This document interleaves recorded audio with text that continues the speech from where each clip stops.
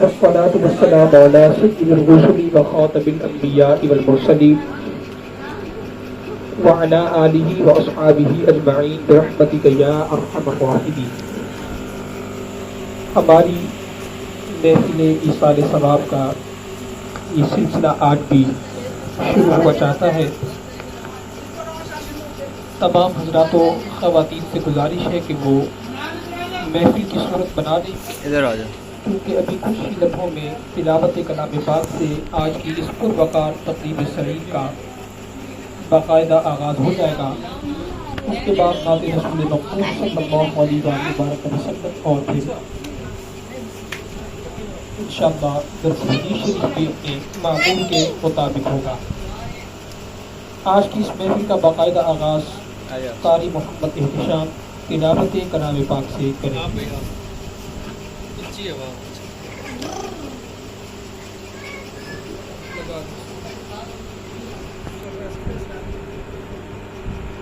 أعوذ بالله من الشيطان الرجيم. بسم الله الرحمن الرحيم. إنا أعطيناك الكوثر فصل لربك وانحر إن شانئك هو الأبتر. صدق الله العظيم. جزاک اللہ. جیسا کہ آپ نے سماعت فرمایا، قیامت کلام پاک سے آج کی اس محفل میلاد مصطفیٰ صلی اللہ علیہ وسلم کا سلسلہ ایصال ثواب کا باقاعدہ آغاز ہو چکا. نعت رسول مقبول صلی اللہ علیہ وآلہ وسلم سے ہمارے قلوب و اذہان کو منور فرمائیں گے اور اس سلسلے کو آگے بڑھائیں گے.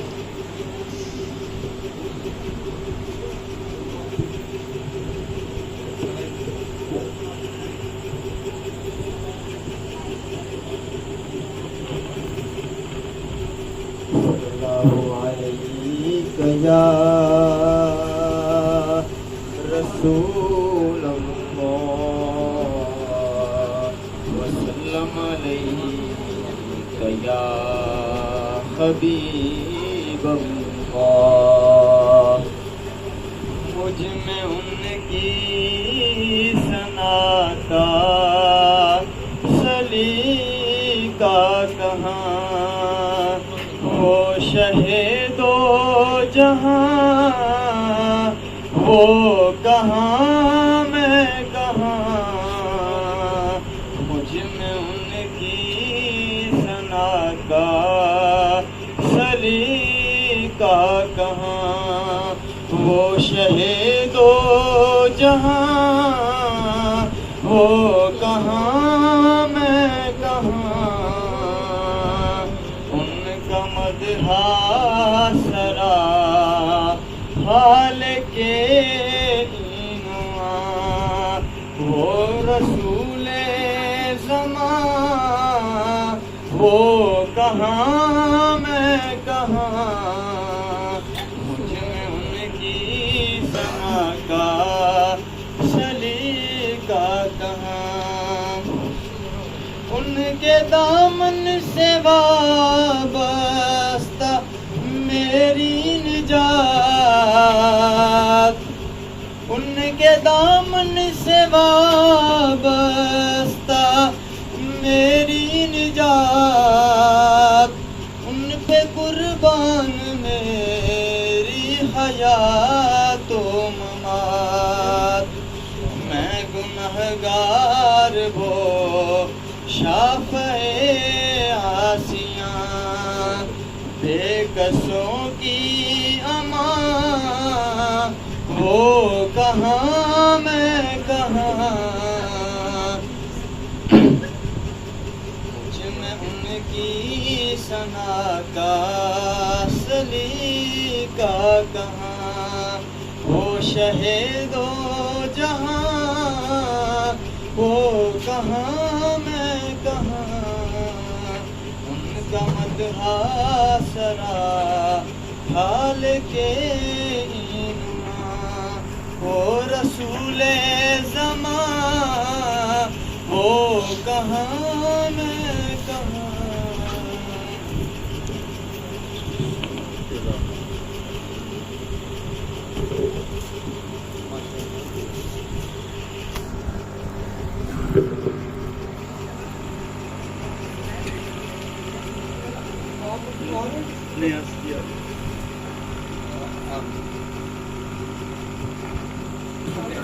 سيدنا وشفيعنا وحبيبنا ومولانا وعلى آله وصحبه وبارك وسلم.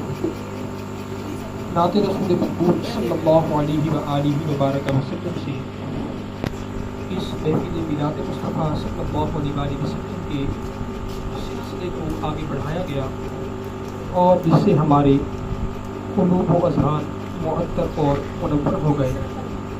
اب میں درس قرآن و حدیث کے لیے درخواست کروں گا اپنے والد گرامی حضرت علامہ قاری محمد فخر قریشی دامت برکاتہ العالیہ سے کہ وہ درس قرآن و حدیث سے ہم سب کی علمی ضیافت فرمائیں.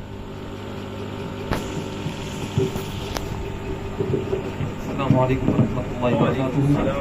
وعلیکم السلام ورحمۃ اللہ وبرکاتہ. شدید ترین مصروفیت کے باعث میں درس قرآن و حدیث پاک نہیں دے سکوں گا.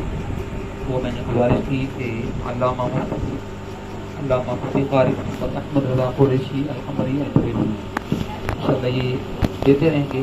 گاہے میں بھی بیچ میں جو اپنا حصہ ہوگا شامل کر لوں گا کیونکہ ہمارے جو بھائی صاحب جن کی محبت میں ہم جمع ہوئے حضرت لالا صوبیدار غلام رسول صاحب قریشی رحمۃ اللہ تعالیٰ علیہ، آج بھی میں ان کی قبر مبارک کے پاس سے گزرا تو خوشبو کے پھولے آ رہے تھے.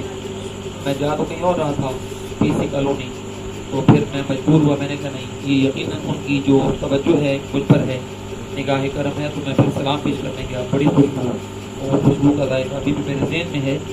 تو گلا بھی خراب سب کچھ، لیکن ان کی محبت میں الحمدللہ عقیدت بھی ٹھیک اور نیت بھی ٹھیک. تو بس میں 2-3 شعر اپنی آج شامل کر دیتا ہوں. اگر کل پھر ہو تو انشاءاللہ کل کا درس قرآن کی بات کی آگے جیسے جیسے ہوگا کوشش کرتا رہوں گا.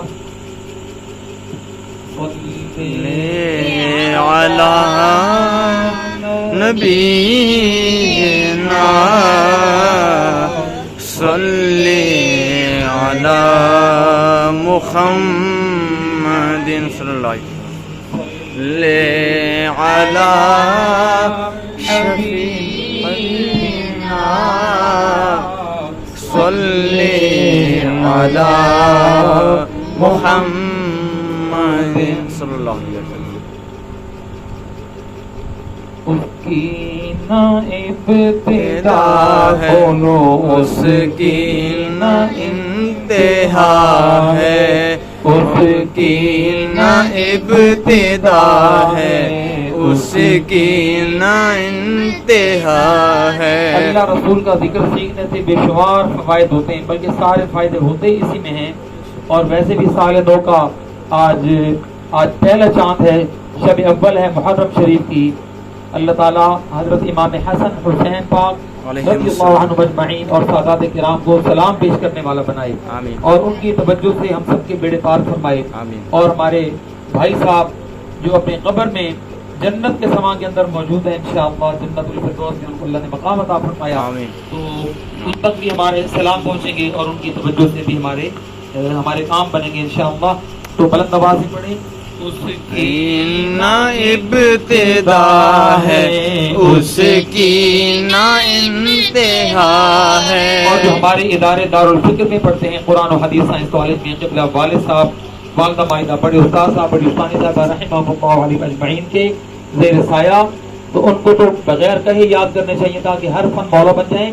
اس کی نہ ابتدا ہے، اس کی نہ انتہا ہے. اللہ بہت بڑا ہے اللہ، بہت بڑا ہے اللہ، بہت بڑا ہے اللہ، بہت بڑا ہے. میں اپنے بیانات میں پورے پاکستان میں درس قرآن و حدیث میں یہ عرض کرتا رہتا ہوں، اب بھی کر رہا ہوں جس کے بعد جتنا بڑا منصب ہوتا ہے، جتنی بڑی عدالت ہوتی ہے، اتنے بڑے فیصلے فرماتا ہے اور اتنے بڑے بڑے منصب والے کام وہ کرتا ہے۔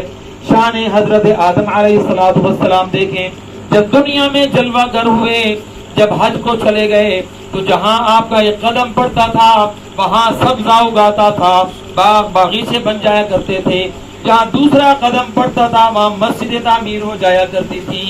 اسی طرح جب طواف کعبہ فرما رہے تھے، جب طواف کعبہ کر چکے، کائنات کے رب نے فرمایا اے میرے پیارے پیغمبر آدم علیہ السلام، ہر مزدور کی مزدوری ہوتی ہے، آپ نے میرے گھر کی بڑی خدمت کی، اب مانگیے کیا مانگتے ہیں۔ حضرت آدم علیہ السلام نے اس وقت دعا مانگی کائنات کے رب کی خدمت میں، دعا یہ تھی یا اللہ پاک جو تیرے گھر کے طواف کرنے کو آئے ان کی بخشش فرما دینا۔ کائنات کے رب نے فرمایا آدم آپ نے مانگ لیا، ہم نے قبول کر لیا۔ پھر آدم علیہ السلام نے عرض کی بار الہا اس میں کچھ اضافہ فرما دیجئے۔ کائنات کے رب نے فرمایا اضافہ کیسا چاہتے ہیں؟ آپ نے فرمایا یہ جو طواف کرنے والے ہیں، یہ جن جن کے حق میں دعا کرتے ہیں یا اللہ پاک ان کا بھی بیڑا پار فرما دینا، اور جو بھی یہاں اس گھر کے طواف کرنے کو آئے ان سب کا بیڑا پار فرما دینا۔ کائنات کے رب کی نظر چونکہ کائنات کے ذرے ذرے پر ہوتی ہے، گہری نظر ہوتی ہے، رب کریم کو پتا ہے اور پتا تھا کہ اس گھر کا طواف امت محمد صلی اللہ علیہ وسلم اور باقی پیغمبروں کی امتیں تو کریں گے ہی کریں گے، یہاں تو وہ بدعقیدہ لوگ بھی آئیں گے اور ننگے بدن طواف کیا کریں گے، اور سبحان اللہ اور درود و سلام کے بجائے، تلبیہ کے بجائے، اللہ کی حمد و ثنا کے بجائے یہاں تالیاں بجائیں گے، استغفر اللہ سیٹیاں بجائیں گے، اور نعوذ باللہ بڑی غلط باتیں کریں گے اور بڑے غلط کام کریں گے۔ اس لیے کائنات کے رب نے فرمایا اے آدم آپ کی یہ دوسری دعا ہم قبول نہیں کریں گے۔ آدم علیہ السلام نے عرض کی بار الہا پھر کرم فرما دے۔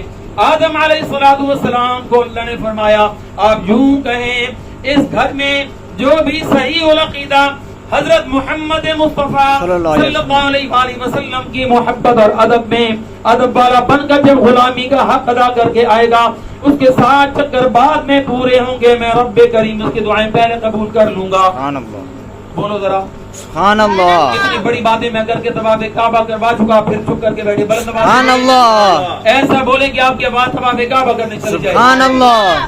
اب دیکھیں اتنی بڑی شخصیت ابو الانبیاء ابو البشر حضرت سیدنا آدم صفی اللہ علیہ السلام، اتنی بڑی شخصیت کے مالک، لیکن یہ جنتوں میں رب کریم کے حکم سے موج میلے میں لگے ہوئے تھے۔ واللہ عزیز الحکیم، اس پاک اللہ نے جو عزیز بھی ہے غالب حکمت والا بھی ہے، اس نے آپ آدم علیہ السلام سے ایک بھول کروا دی، اور جب بھول ہوئی تو کائنات کے رب نے، یہ بڑے منصب والے نے، بڑی شان والے نے، بڑی طاقت اور بڑے مقام والے نے، پاک رب العزت نے، اللہ تعالیٰ جل شان الکریم نے آدم علیہ السلام سے فرمایا کہ اے آدم اب میری جنت کو چھوڑ دیجئے اور میری زمین کو جا کے بسائیے، اور یہاں ذرا خیال رکھا کریں جو بد عقیدہ لوگ ہوتے ہیں، جو جہالت پر مبنی باتیں کرتے ہیں، ان کو خوف نہیں آتا اللہ سے، اللہ کے پیاروں کے بارے میں اگر کوئی ان کی شان میں نازیبہ بات کی جائے تو سارے عمل پر بات کر دیے جاتے ہیں۔ یہاں کوئی یہ نہ کہا کرے کہ آدم علیہ السلام کو نعوذ باللہ سزا دی گئی، نہیں، کائنات کے رب کی حکمتوں پر مبنی اس زمین کو جو آباد کرنے کا سلسلہ تھا اس کا آغاز اس طرح ہوا۔ کائنات کے رب نے فرمایا آدم کو جنتوں سے دھرتی ملانے والا، سارے بولو آدم کو جنتوں سے دھرتی پہ لانے والا۔ یہ بڑے منصب والے خدا رب کریم کا بڑا کام دیکھیے، کس کی جرت تھی حضرت آدم علیہ السلام کو ذرہ برابر بھی کچھ کہہ سکتا، لیکن رب کریم جو سب کا خالق بھی ہے، سب کا مالک بھی ہے، سب کا رازق بھی ہے، سب کا رزاق بھی ہے، وہ جب چاہتا ہے جیسے چاہتا ہے کر گزرتا ہے۔ آدم کو جنتوں سے دھرتی پہ لانے والا، جتنے طلباء بیٹھے ہیں سیکھ لیں اس بات کو، آدم کو جنتوں سے دھرتی پہ لانے والا. ایک اور دوسرا بڑا کام، عیسیٰ کو آسماں پر زندہ اٹھانے والا. ہر چیز پر ہے قادر، ہر شے کا وہ خدا. بولو اللہ بہت بڑا ہے، اللہ بہت بڑا ہے. قاری شمع بھی بولے گا اللہ بہت بڑا. بولو اللہ بہت بڑا اب اس ہے. بڑے شان والے رب کا ایک اور بڑا کام دیکھیں. یونس نبی کو مچھلی کے پیٹ ہی میں پالا. مجھے دعوت دی گئی قرآن و حدیث کے درس باقی. خدا کی قسم یہ بھی قرآن و حدیث کا درس ہی ہے. اگر کسی کو سمجھ آ جائے تو انشاءاللہ ہماری سمجھ بھی عشق مصطفیٰ حاصل کر لے گی انشاءاللہ انشاءاللہ. یونس نبی کو مچھلی کے پیٹ ہی میں پالا. یوسف کو قید کر کے پھر بادشاہ بنایا. ذرا یہاں غور کریں. ہمارے بھائی حضرت قبلہ لالا صبیدار غلام رسول صاحب رشید رحمت اللہ کتنی بار زندگی اور موت کی کشمکش میں مبتلا ہوئے. ہم سب نے یہ سوچا کہ شاید آج ان کے آخری لمحات ہیں، لیکن اس کے بعد رب کریم نے ان کو پھر لمبی زندگی عطا فرمائی اور لگ بھگ جو میں سمجھتا ہوں 30-40 سال اسی طرح وہ جہاد کرتے کرتے، لیکن ایک دن تو جانا ہی ہوتا ہے. جب جانے کا وقت آیا صحیح سلامت قربان جائیں ان کی شان پر جو باوضو تلاوت قرآن کریم، نماز پڑھ کے، کھانا کھا کے اور اپنی پیاری بہن اکلوتی بہن صاحبہ سے باتیں کرتے کرتے، میں تو سمجھتا ہوں جب ان کی گردن نیچے گئی ہوگی وہ اس وقت بھی یہ کہہ رہے ہوں گے یا نبی سلام علیکہ. کہ جو جس حالت میں زندگی گزارتا ہے کائنات کا رب ان کی وفات مبارک بھی ویسے ہی فرما دیتا ہے. وہ بڑے عاشق صادق تھے، درود و سلام پڑھنے والے تھے. جس حالت میں بھی ہوتے تھے ان کا دل چاہتا تھا مرکزی جامع مسجد غوثیہ رضویہ میں جا کے جمعہ بھی پڑھوں، صلاۃ و سلام بھی پڑھوں.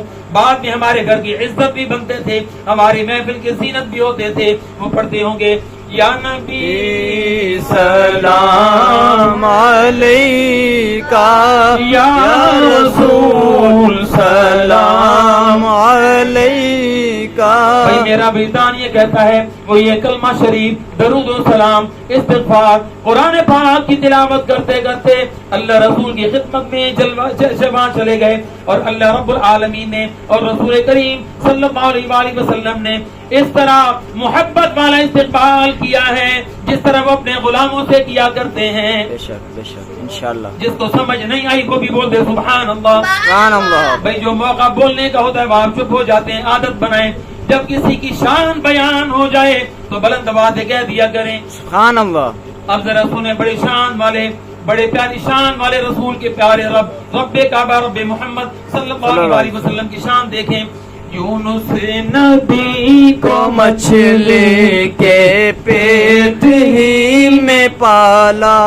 پیغمبر خدا یونس علیہ السلام کی شان مچھلی کے اندر ڈال دیا. اس مچھلی کو دوسری کھا گئی، پھر تیسری کھا گئی، بحر السرا پہ پہنچ گئے. یوسف علیہ السلام پیکر حسن کو قید کروا دیا. یونس نبی کو مچھلی کے پیٹ ہی میں پالا.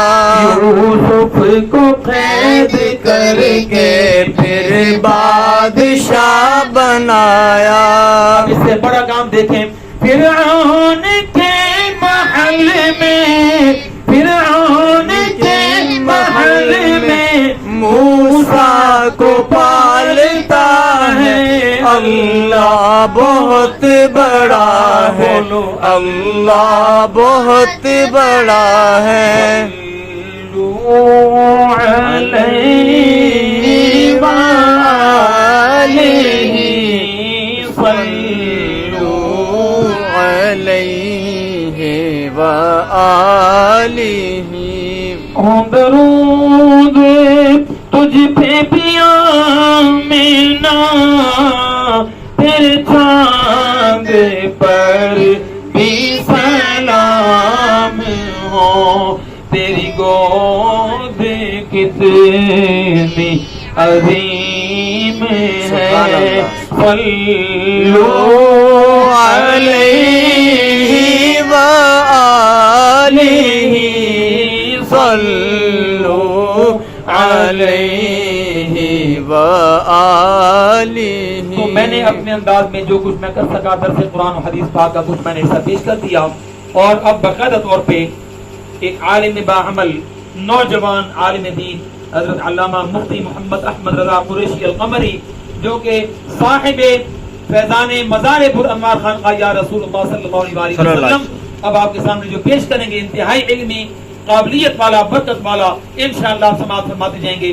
نعرہ تکبیر، نعرہ حیدری، سرکار کی آمد، سرکار کی آمد، مرحبا دلدار کی آمد، مرحبا اونچا بولو، مرحبا آگے بولو، مرحبا. سبحان اللہ.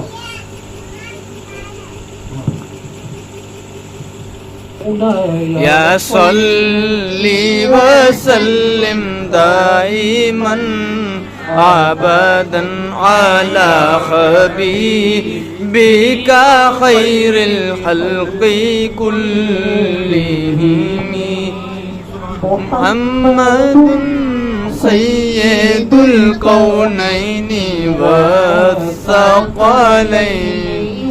فریقین من عرب ومن عجم یا ربی بالمصطفى بلغ مقاصدنا لنا ما مضى يا واسع الكرم مولاي صل وسلم دائما ابدا على حبيبك خير الخلق كلهم.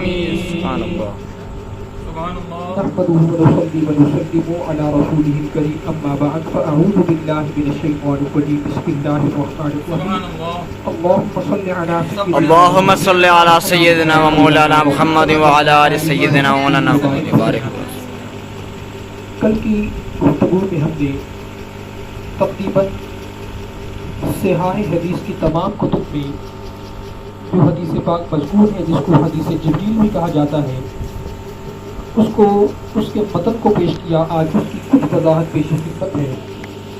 بطور خلاصہ آپ اس کا مضمون سماعت فرمانی کیے تاکہ کل کی ساری باتیں آپ کے ذہن میں تازہ ہو جائیں اور آج کی بات سننے میں آسانی ہو اور سمجھنے میں آسانی ہو. حضرت عمر بن خطاب رضی اللہ تعالیٰ عنہ اس حدیث پاک کے راوی تھے اور انہوں نے بیان فرمایا تھا کہ ہم رسول پاک علیہ الصلوۃ والسلام کی خدمت میں حاضر تھے کہ ایک آنے والا آیا تھا جس کے کپڑے بھی سفید تھے، کوئی سفر کے آثار نہیں تھے، بال سیاہ تھے، اور آپ علیہ الصلوۃ والسلام کی خدمت عالیہ میں وہ حاضر ہوگا اور دو زانوں ہو کر بیٹھا اور یہ سارے سوالات جو اس نے کیے. اس کے بعد وہ جب چلے گئے تو آپ علیہ الصلوۃ والسلام نے فرمایا تھا کہ اے عمر کیا جانتے ہو یہ کون تھا؟ تو اس پہ حضرت عمر رضی اللہ تعالیٰ عنہ نے عرض کی واللہ ورسولہ اعلم، کہ اللہ اس کے رسول ہی بہتر جانتے ہیں. آپ علیہ الصلوۃ والسلام نے اس موقع پر یہ ارشاد فرمایا تھا فإنہ جبرائیل أتاکم یعلمکم دینکم، کہ یہ حضرت جبریل تھے جو اللہ تعالیٰ کے حکم سے تمہارے پاس آئے تھے تاکہ وہ تمہارا دین سکھا سکے. اللہ یہ حدیث پاک کی اس کے حوالے سے کچھ باتیں آج پیش خدمت میں. بالکل اس کی ابتدا میں اگر دیکھا جائے تو ہمارے صوفیاء کرام نے ایک نقطے کو بیان کیا کہ حضرت جبریل امین سب کا اس بات پر اتفاق ہے کہ وہ اللہ تعالیٰ کے فرشتے ہیں اور نوری مخلوق ہیں، سر سے پا تک جو ان کی شان کے لائق ہیں جیسا اللہ تعالیٰ نے ان کو بنایا. نور ہی نور ہیں، سراپے نور ہیں. لیکن کمال دیکھیں کہ جبریل امین جب بشری لباس کے اندر اس دنیا میں آ رہے ہیں تو حضرت عمر فاروق رضی اللہ تعالیٰ عنہ جیسی ہستی بھی ان کو نہیں پہچان پا رہے. اور بڑے بڑے اکابر صحابہ حضرت، کیونکہ دوسرے طرق کے جو راوی ہیں وہ حضرت سیدنا ابو ہریرہ رضی اللہ تعالیٰ عنہ ہیں، تو کمال کی بات یہ ہے کہ وہ بھی ان کو نہیں پہچان پا رہے. حضرت جبریل امین اگر بشری لباس کے اندر دنیا میں آئیں تو ان کو پہچاننا مشکل ہو جاتا ہے. تو یہ کیسے ممکن ہے کہ جس اپنے حبیب علیہ الصلوۃ والسلام پر اللہ تبارک و تعالی نے جب 70,000 پردے ڈال کر ان کو دنیا میں بھیجا تو یہ مخلوق کے لیے کیسے ممکن ہے کہ وہ حبیب علیہ الصلوۃ والسلام کی حقیقت کو پہچانے؟ جب حضرت جبریل کے سدرۃ المنتہا پر جا کے ان کی جو طاقت ہے وہ ختم ہو گئی تھی اور عرض کی تھی یا رسول اللہ صلی اللہ علیہ وسلم بال برابر بھی آگے چلا جاؤں تو میرے پر جل جائیں گے انوار الہیہ سے، تجلیات خداوندی سے۔ اگر جبریل امین بشری لباس کے اندر آ جائیں تو ان کو پہچاننا اس قدر مشکل ہو جائے، تو جو سرکار خاتم النبیین ہیں، جو اللہ تعالیٰ کے خاص جلووں میں چلے گئے، سدرۃ المنتہا تو کہاں رہ گئی، اللہ تعالیٰ کے عرش الہی سے بھی آگے نکل گئے۔ جب ان کو اللہ تعالیٰ نے دنیا میں اس حال میں بھیجا کہ ان پر حجابات پڑے ہوئے تھے، تو یہ مخلوق کے لیے کیسے ممکن ہے کہ وہ سرکار علیہ الصلوۃ والسلام کی حقیقت کو پہچانے؟ یہی وجہ ہے شہزادہ اعلیٰ حضرت حضور مفتی اعظم ہند حضرت مولانا مفتی مصطفیٰ رضا خان نوری رحمۃ اللہ تعالی علیہ نے کیا خوب کہا تھا کہ حقیقت سے تمہاری جز خدا اور کون واقف ہے، کہے تو کیا کہے کوئی، چنی تم ہو چنا خدا کی سلطنت کا دو جہاں میں کون بھولا ہے، تم ہی تم ہو، تم ہی تم ہو، یہاں تم ہو وہاں۔ ایک بات اس سے یہ بالکل واضح ہو جاتی ہے، اور دوسری بات بڑی کمال کی بات یہ ہے کہ حضرت جبریل امین جب حضور علیہ الصلوۃ والسلام کی خدمت میں حاضر ہوئے تو جو ان کا بیٹھنے کا انداز ہے وہ بھی بڑا قابل توجہ ہے۔ دو زانوں پر ہو کر بیٹھنا یہ بتا رہا ہے کہ حضور علیہ الصلوۃ والسلام کی بارگاہ میں جب حاضر ہوا جاتا ہے تو پھر وہ ایسے حاضر نہیں ہوا جاتا، بلکہ جس درجے تک تعظیم ممکن ہے سرکار کی تعظیم اس حد تک کی جاتی ہے۔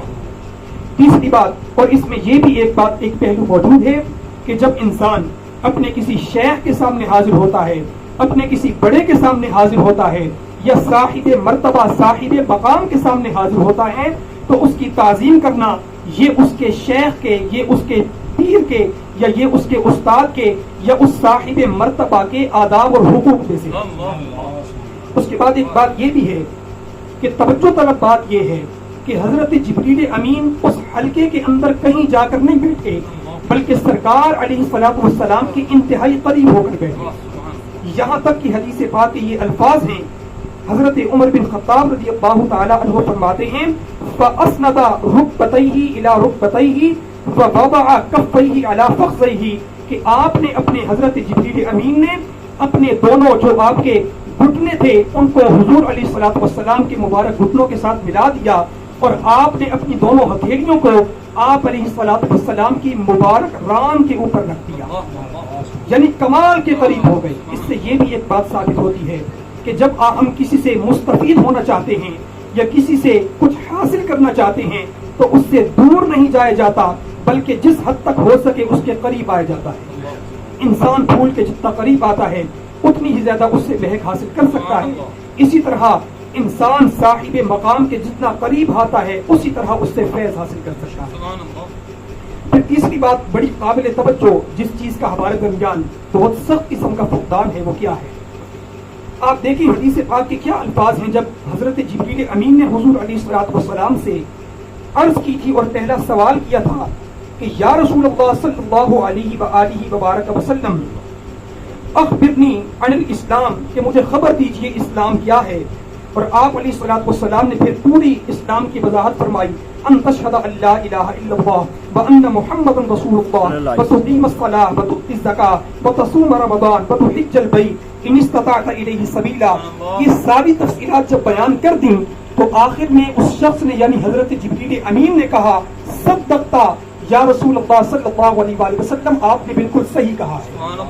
اب میں جو سمجھانا چاہ رہا ہوں وہ بات کیا ہے، اس پر حضرت عمر فاروق رضی اللہ تعالی عنہ کے کمنٹس بات میں یہ تھے فَعَجِبْنَا لَهُ يَسْأَلُهُ وَيُصَدِّقُهُ، کہ ہمیں اس بات میں تعجب میں ڈال دیا کہ یہ کیسا عجیب شخص ہے، کیونکہ اس وقت تک تعارف تو نہیں ہوا تھا، یہ کیسا عجیب سا شخص ہے کہ آ کر خود ہی سوال کرتا ہے اور جواب سننے کے بعد پھر خود ہی اس کی تصدیق بھی کر دیتا ہے۔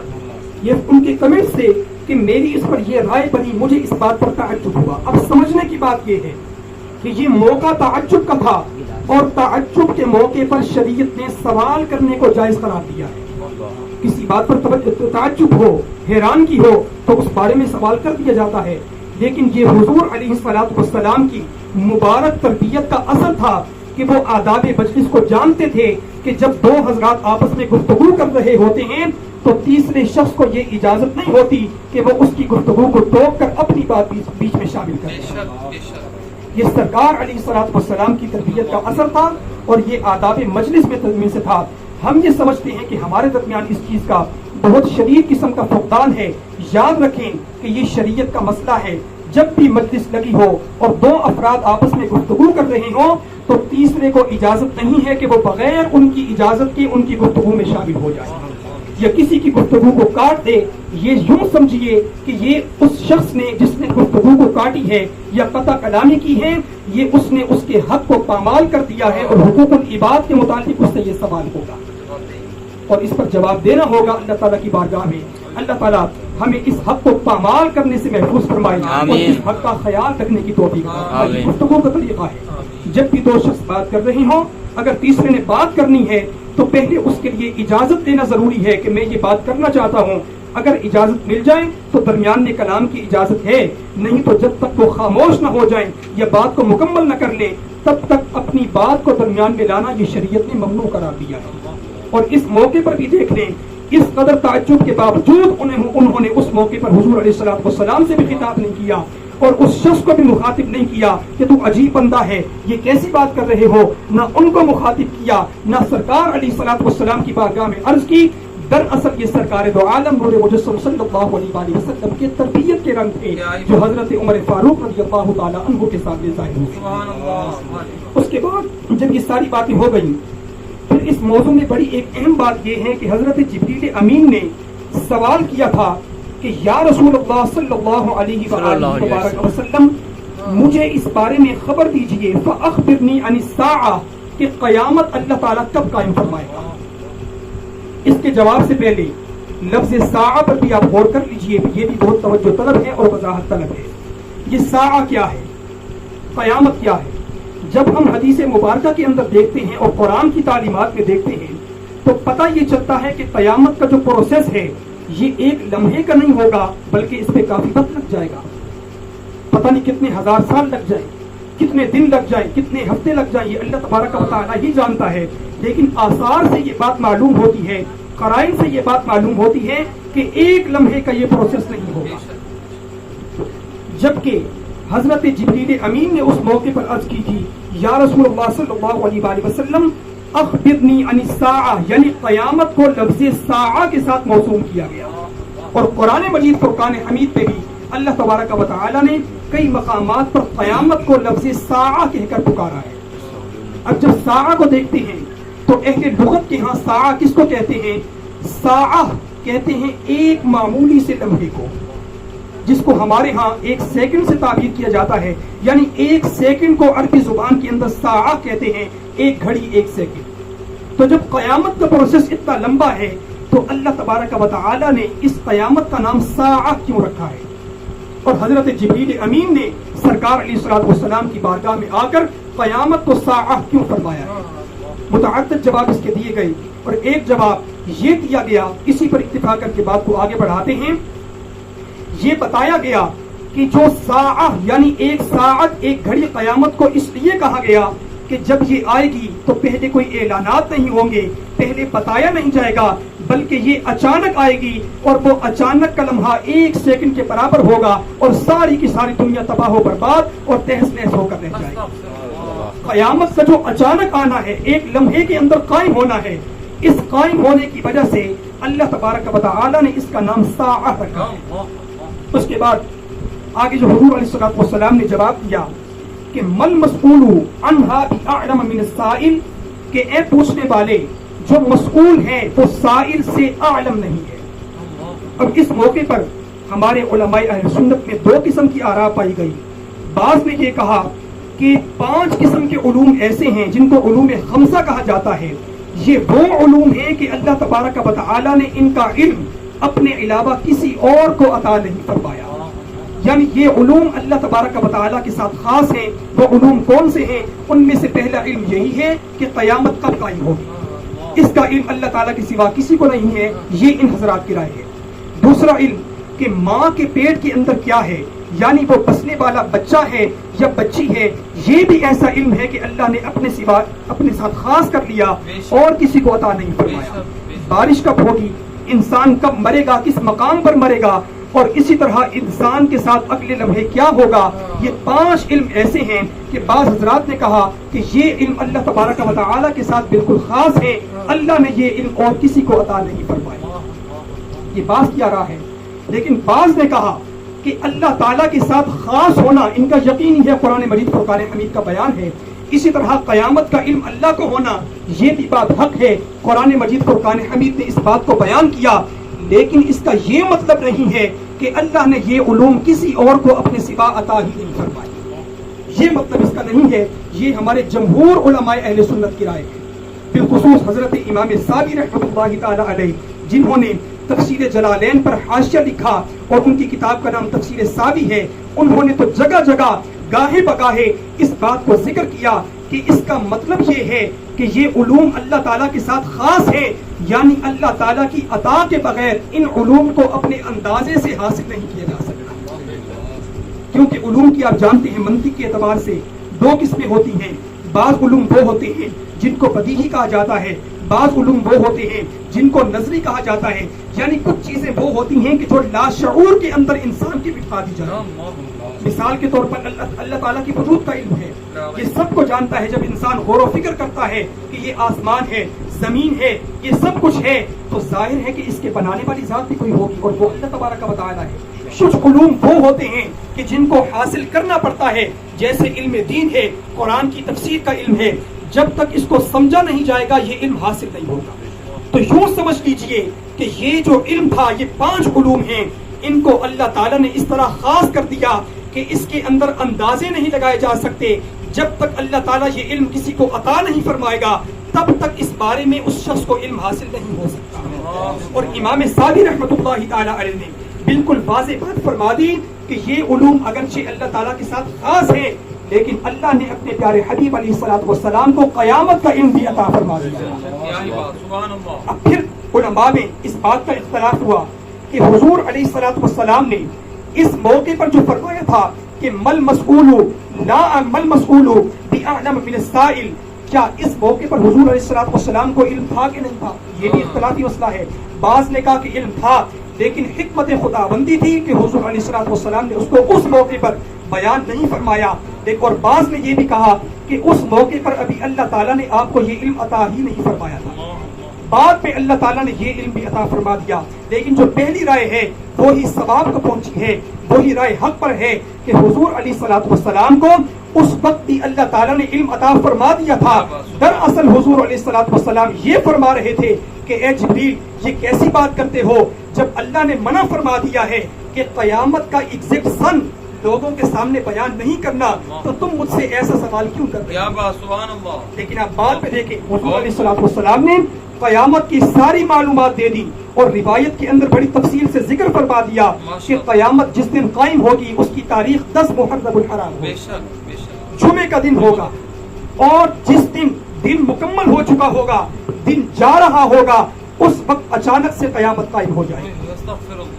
اب ذرا توجہ طرف بات یہ ہے کہ جب حضور علیہ الصلوۃ والسلام نے ساری نشانیاں بیان فرما دی، یہاں تک کہ تاریخ بھی بیان فرما دی، دن بھی بیان فرما دیا، اور وقت بھی بیان فرما دیا، تو یہ کیسے ممکن ہے کہ جس ہستی کو تاریخ تک معلوم ہے، بلکہ قیامت کس لمحے آنی ہے وہ لمحہ بھی معلوم ہے، قیامت کا سن اللہ نے ان کو نہ بتایا ہو؟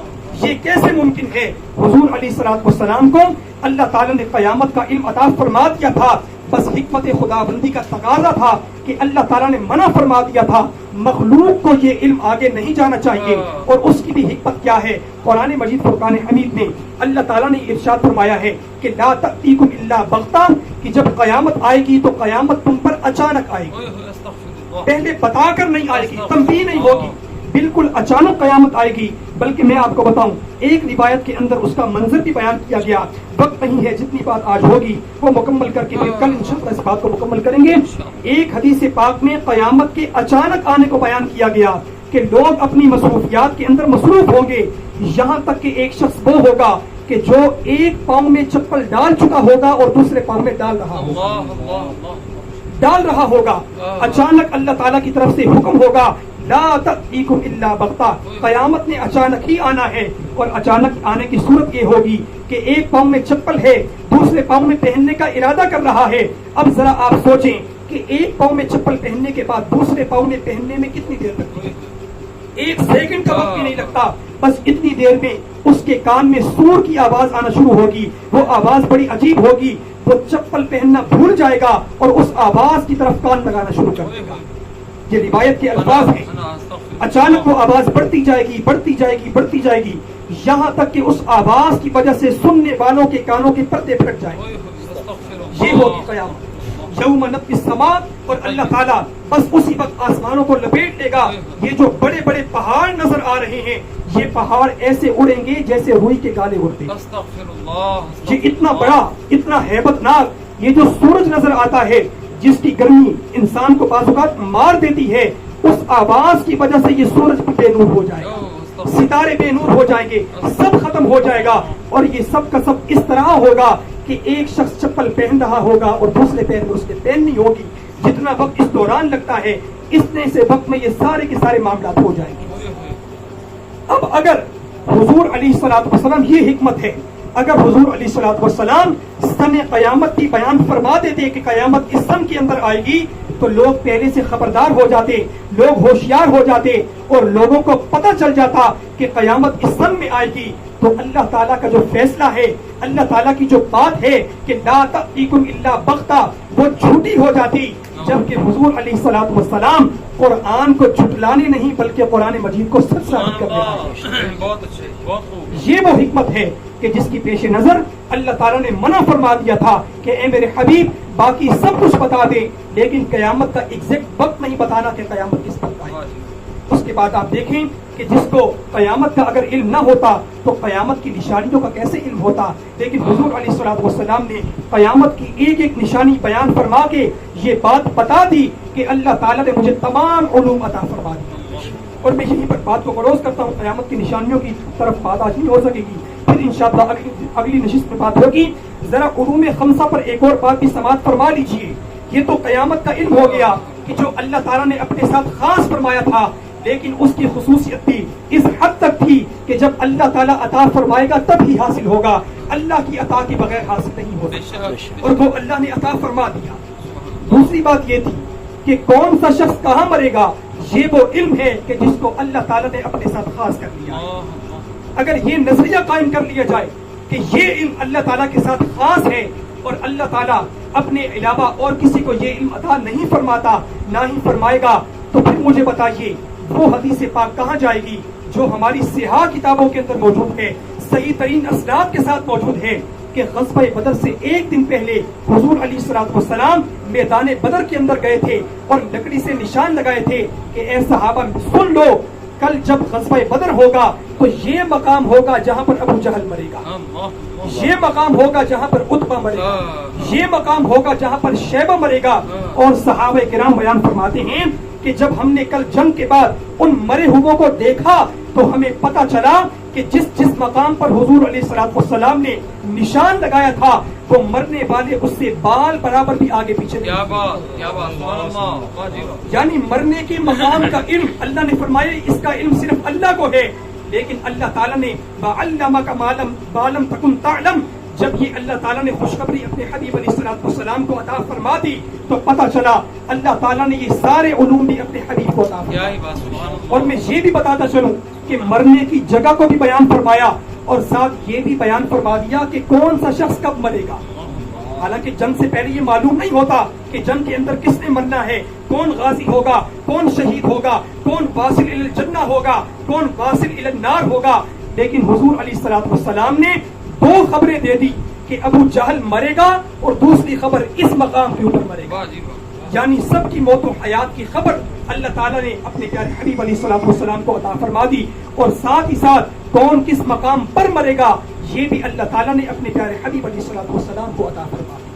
تو یہ علوم خمسہ کا جو معاملہ ہے اللہ تعالیٰ کے ساتھ خاص ہونا, اس سے یہ مراد نہیں ہے کہ حضور علیہ الصلوۃ والسلام کو اس کی خبر نہیں ہے, بلکہ مراد یہ ہے کہ یہ اللہ تعالیٰ کے ایسے علوم ہیں کہ جن کو اندازوں کے ساتھ حاصل نہیں کیا جا سکتا, بلکہ یہ تبھی حاصل ہوتے ہیں جب اللہ تعالیٰ اپنے پیاروں کو اپنے کرم سے ان پر مطلع فرماتا ہے. اور ہمارا یہ عقیدہ ہے ان سارے آثار سے یہ بات ثابت ہوتی ہے کہ اللہ تعالیٰ نے ان علوم خمسہ کو بھی اپنے پیارے حبیب علیہ الصلوۃ والسلام کو عطا فرما دی.